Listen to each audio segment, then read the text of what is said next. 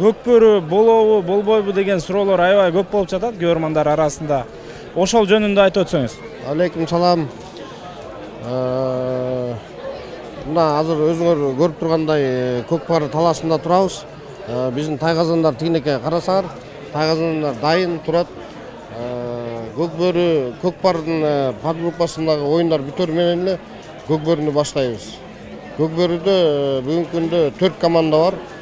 Кыргызстан, Казакстан, Венгрия макулдугун берди.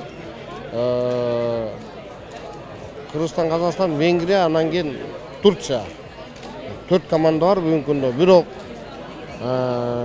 Венгрияга бизде бияка келгенде бардык өлкөдөн аттар жок келгенбиз. Кыргызстанда, Казакстандагы, Афганистан, Венгрия бүтлөгө, Өзбекстанда келди.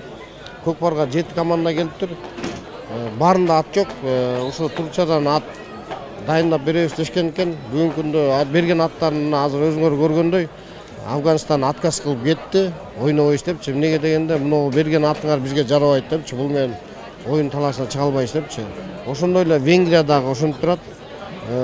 Биздин балдар дагы аттарды алды, кичине мингенге болот да.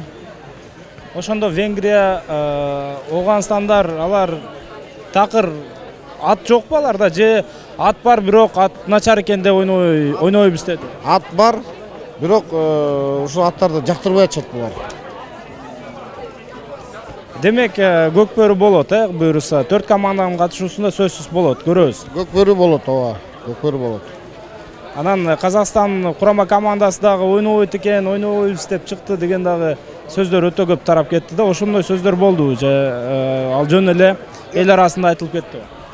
Жок, ар кандай сөздөр болуп атат, бирок көкбөрү Казакстандан көкбөрү командасына, Казакстан көкбөрүгө команда алып келди. Көкпарга дагы команда алып келди. Кыргызстандан да көкбөрүгө дагы, көкпарга да команда бар. Демек, бар жайында буюрса болот. Буюрса оюн болот. 4 команда болсо биринчи жарым финал болобу же айланпак системада оюн өткөрүшөбү? Жок, бул жерде 4 командадан уткандар дароо эле финалга чыгат, утулгандар 3-4 ойнойт. Рахмат сизге.